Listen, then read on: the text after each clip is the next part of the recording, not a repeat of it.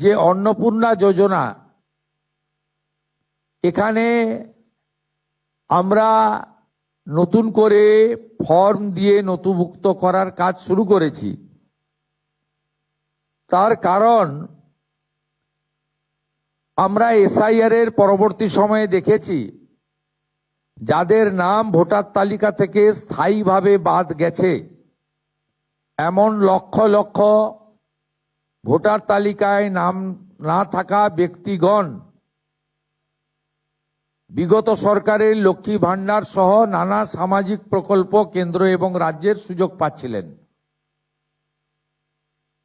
এবং আমরা যারা সচেতন নাগরিক, আইন মানা মানুষ, দেশের সংবিধান, আইন, সরকারি অর্থের সঠিক প্রয়োগ আমরা আশা করি এবং এটাই আমাদের দেশের আইন।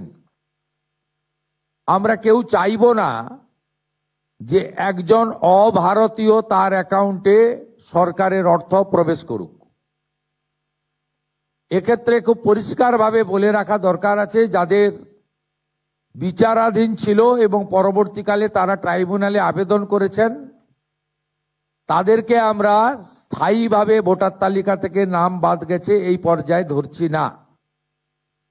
বাংলাদেশ থেকে ধর্মীয় উৎপীড়নের কারণে যে হিন্দু শরণার্থীরা প্রাণ বাঁচাতে পশ্চিমবঙ্গে এসেছেন, যারা 1,21,000 সিএ তে আবেদন করেছেন, যাদের মধ্যে 19,000 সার্টিফিকেট পেয়েছেন, আরো যারা সিএ তে আবেদন করার উপযুক্ত আছেন, তাদেরকেও স্থায়ীভাবে নাম বাতিল তালিকায় আমরা ধরছি না। এর বাইরে যারা রয়েছেন, অভারতীয়, অবৈধ অনুপ্রবেশকারী, বয়স বাড়িয়ে বয়স কমিয়ে অথবা মহিলাদের জন্য অর্থনৈতিক সুরক্ষা স্কিমকে